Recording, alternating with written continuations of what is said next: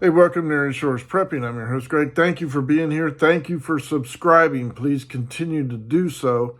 It will help me overcome the shadow banning that YouTube has been doing to this channel for over 2 years.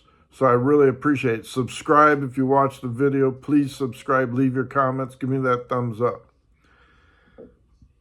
We just had the sitting president call 50% of the nation garbage. Just like Hillary called 50% of the nation deplorables. The government, as it stands right now, is speaking its true thoughts of what it is calling and thinking of conservatives, Nazis, Nazi sympathizers, garbage, and all that. So this is what your government thinks of you. And it goes all the way back to Obama, clinging to the Bibles and their guns. So, I had a suggestion from a long-term subscriber to make a list of, say, 10 things that you should have right now in case of election violence. I am doing something different because as a long-term prepper, you should already have these and not need a checklist. You should be able to be doing your own. However, the suggestion did make me think of something else, and I appreciate it. People may be waking up to the fact that you are going to have to choose a side, and neither one is going to be a winner because it's going to result in hard feelings due to the division in this country. So you are going to be on your own. No ifs, ands, buts about it. We've seen it from the government in action in East Palestine, Ohio, to the conservative North Carolina state, in the mountains. Slow moving time, slow reaction time, because that's the conservative Republican. The government is not on your side if you are a conservative or a Republican or do not support this administration. Your help in coming in a natural catastrophe will be zero. So many of you are waking up to the fact that I need to prepare to take care of myself and or my family, and I need to know how to do it. So I'm going to do a video on those people who are maybe new to survivalist, prepping, whatever term you want to use. And I'm going to give you 10 suggestions, and these are very broad without the details getting into the weeds. But if you're new to prepping, here are 10 keys to becoming a successful prepper, in my opinion. And I've been doing this since 1975, I think. All right. First off, number one, you have to have a plan. Make a plan. Define your needs. What are you prepping for? Why are you a prepper? Give yourself a definition. Write it down. Are you prepping for a CME, an economic collapse, Yellowstone, whatever it is? Define it, write it down, and all the items connected to that to survive. So if you're saying an economic collapse, what does that entail? It means no money, depression. What are you going to need with that? You're going to have food, barter items, self-sufficiency. Okay, that's defining your needs. Set a budget. What am I earning? What is my free money? Can I do without that Starbucks $7 cup of coffee and apply it to my survival needs? You certainly can. Instead of going bowling, golfing, throwing darts, going out drinking, whatever it is, eliminate the fringes to focus on your survival and the prepping needs that are associated with your survival. So you set a budget. How much can I spend each paycheck to further my goal? And do not go and use your credit card and say, I'm going to do it all at once and I'm going to go $20,000 as an example, or $10,000 or $5,000 in the hole, charge it to my credit card, and I'm going to buy up all my prepping needs and then make monthly payments. That's foolish. All right? To be paying 28 to 30% on stuff that you could buy each week one at a time, two at a time, you're just destroying your credibility. So set a budget, stick within that budget. Do not go into debt for your survival needs. Have help, all right? Ask for help. If your family says, you're crazy, I'm not going to do it, go without them. Do it on your own. Okay, fine. You go your way, I'll go my way, even though we're in the same household. I'm going to be prepared. I'm going to become a survivalist. They will follow. Cover the basics. Food, water, shelter. Those are the basics in prepping. Food, water, shelter. You have to eat. You have to have water, and you have to have shelter to get out of the elements. Now, some people say, well, it's my house, my apartment, whatever. It could be a shed. It could be your car. It could be a tarp. It could be a tent. You have to have shelter to get out of the elements. All right? So cover the basics. Food, water, shelter. If your home is destroyed, have an alternative shelter. Even if that's living out of your car, make sure you have supplies in your trunk of your car or on your back seat to make you as comfortable as possible and get on the road to find another destination where it'll be even more comfortable and you can receive emergency help. Remember, this is an SHTF scenario. This is not for every day, but it's just in case. In each one of my vehicles, I have a 3-day pack, get home bag, survival bag, whatever you want to call it, with enough food and water in there and supplies to get me home based on my travels to and from work and our direct radius of travel. We don't go any further, or very often any further, than 35 miles, and walking home time will take us approximately a day to day and a half, depending on how fast I can move by myself or with my significant other who walks very slow, okay? Communications. Your cell phone, your ham radio, CB radio, or walkie-talkie. If it is a CME and the power is out, including your cell phone, you are going to have another way to communicate or listen in on what's going on. NOAA weather, radio, NOAA conditions, emergency broadcast channel, a simple walkie-talkie with a 5-mile range. I have a CB radio in my emergency backup.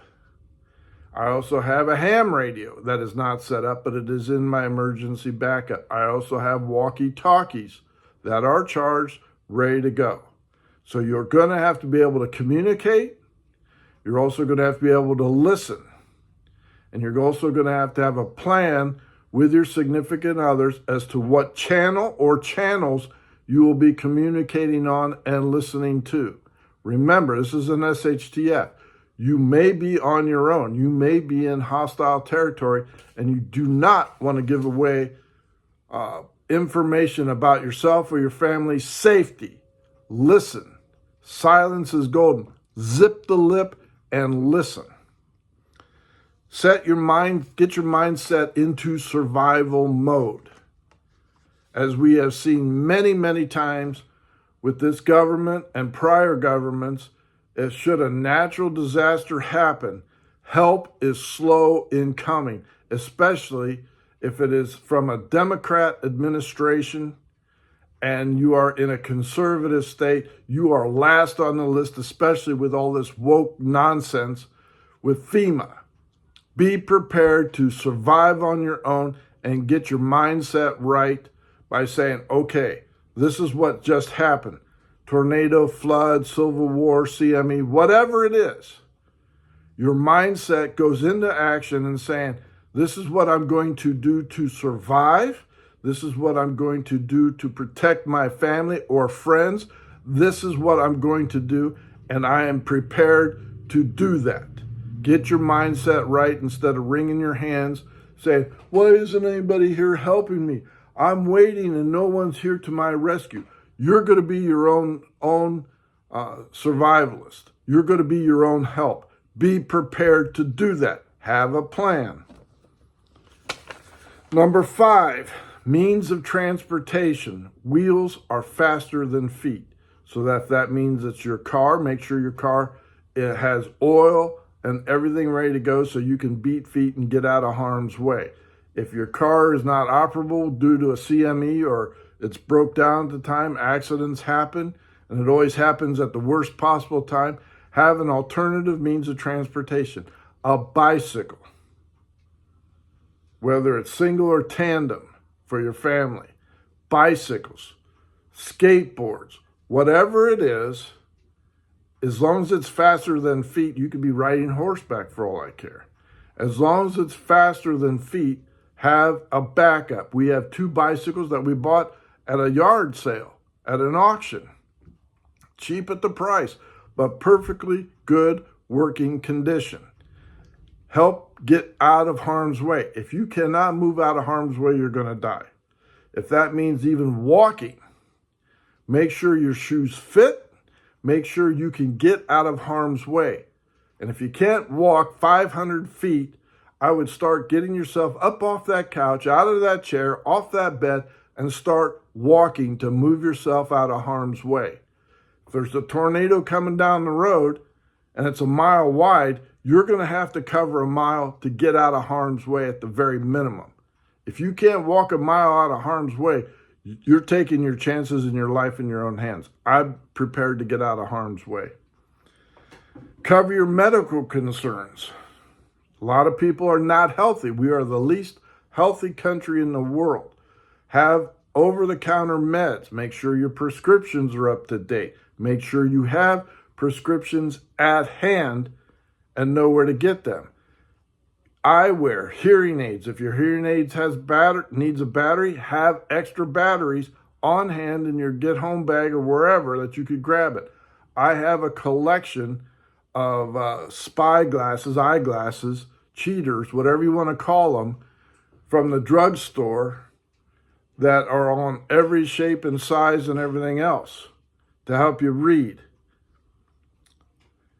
Be able to defend yourself. Number 7, be able to defend yourself. No matter what you choose, whether it's hand-to-hand combat, baseball bat, gun, rifle, whatever, know how to use it. Be efficient and proficient with it and know how to use it safely. If you decide now is the time, I need to buy a handgun, and 6.4 million people across this land have decided to apply and buy handguns. Know how to use that gun safely, effectively, and efficiently. If you buy a gun, you take that to a gun range and you take lessons on how to load, unload, and fire the weapon safely and effectively.